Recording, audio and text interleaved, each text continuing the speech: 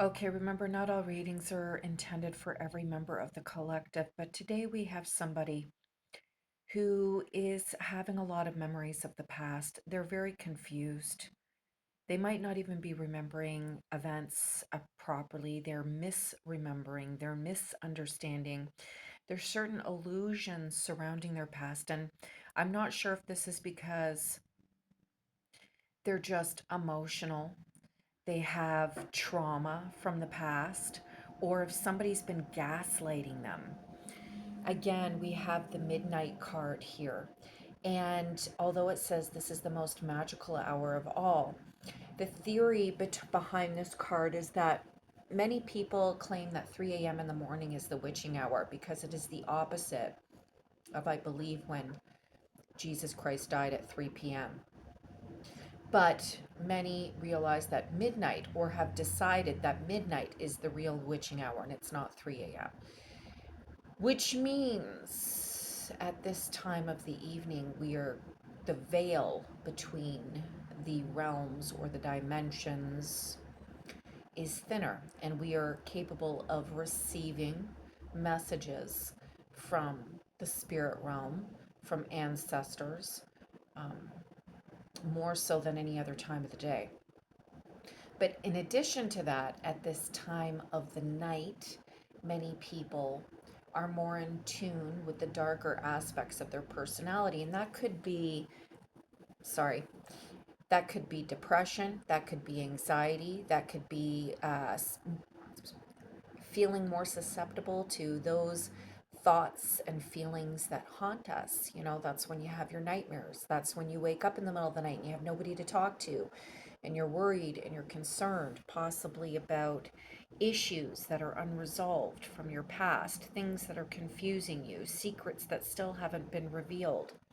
And then in the current situation, we have the Six of Castles, which would normally be the Six of Pentacles. This is about giving and receiving money, giving and receiving assistance, asking for help, waiting to be on the receiving end of the good stick, not the bad stick, not getting the shitty end of the stick. Excuse my language if there are younger viewers.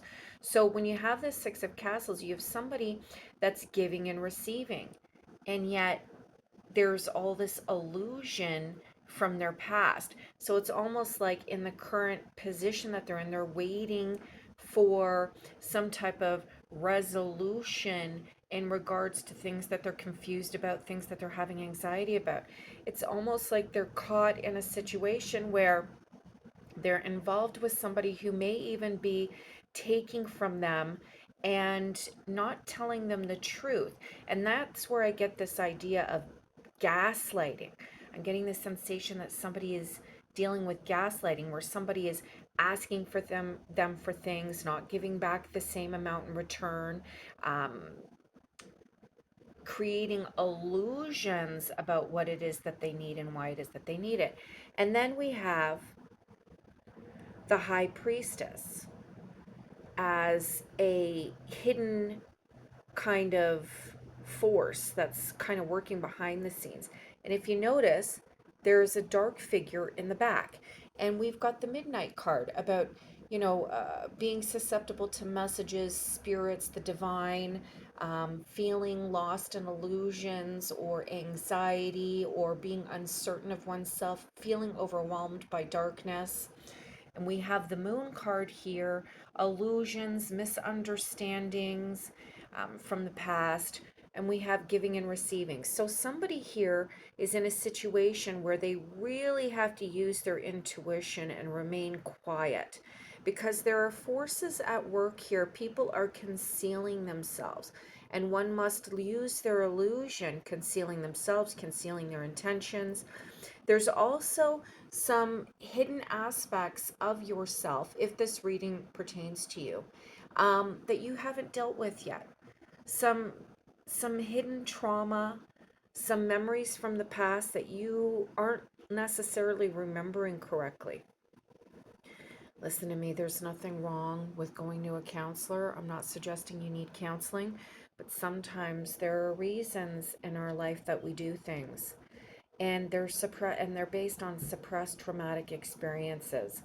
See, when we're younger and we're going through a lot of crap, it's not like we're keeping a journal of what's going on. And we tend to bury a lot of the things that we're exposed to. And later on in life, we get triggered by events, by songs, by music, by things that people say, and we don't know why. And it's because we have all these hidden experiences that we are suppressing and they're just lingering in the back of our subconscious.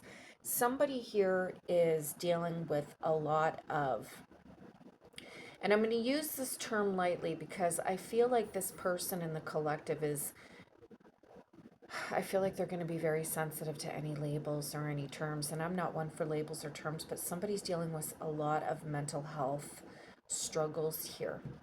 And on top of that, those mental health struggles that they're dealing with, somebody's taking advantage. Somebody's taking advantage of their situation, and they are exacerbating the problems. They're triggering them. They're working circles around them. They're making them feel as if they should doubt themselves. They should doubt their memories of the past. They should doubt events that have occurred. And this person is really going to have to rely on their intuition, which is difficult because their intuition is somewhat foggy based on a lot of the traumatic experiences that they've endured. But the cards are stating that you must trust yourself more so now than you ever have in your life. Because right now you've got an obstacle, and the Knight of Claws is your obstacle. You're not only a person who can be very patient and withdrawn, but you can also lash out. And this person that you're dealing with is crafty. They're going to use your temper against you. They're going to use it against you. Anytime you fight back, they're going to make you look like the villain in this story, all the while trying to take from you. And all you want is some honest reciprocal give and take. That's all you want is some honest reciprocal give and take. Everybody deserves that in an arrangement or a relationship. But this person is using that against you. You're with a master narcissist who's doing some master gaslighting. They are exploiting you and your self doubt. So you got to calm down because I really don't feel like, and I am not a psychologist here or a psychotherapist. I'm not a professional, but I don't feel like there's anything inherently wrong with you. I just feel like you've gone through a lot of stuff and people have been very crafty at playing mind games with you. And you really have to listen to your intuition. But I feel like somebody's lingering around you. They're really close to you. They're really in real close proximity. And they know your thoughts before you have them. So you've got to calm down here. And you've got to avoid this aggression.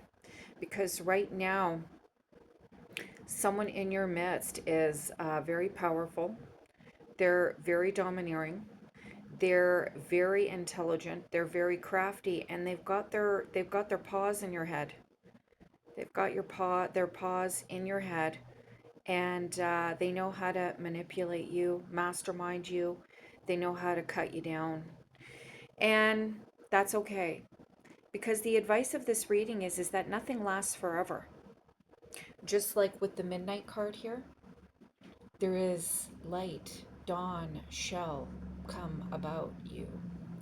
The sun shall rise. Nothing is bad forever.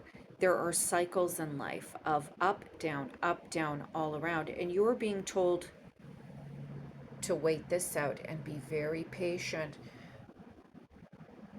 Write things down. Question your interpretation of events. The Six of Castles or the Six of Pentacles also has to do with balance. You know, you got a guy in a card in the original Rider-Waite series, and I think he's holding like the same scales, the scales of justice when he's deciding who he should give to and who he shouldn't. And the Wheel of Fortune is also about balance, you know, the cycles of life. Sometimes you're on the receiving end of goodness, sometimes you're on the receiving end of poop poop kachoo, okay? So you've got to be patient here because all things will be revealed to you. What you can't see in front of you, you will see behind you. You're going to see clearly soon enough, but unfortunately, you're just not going to want to battle this issue anymore, and you're going to want to start giving up on yourself and your situation, and you're being told don't. Just be patient with the situation here. Just be patient. It's going to be okay.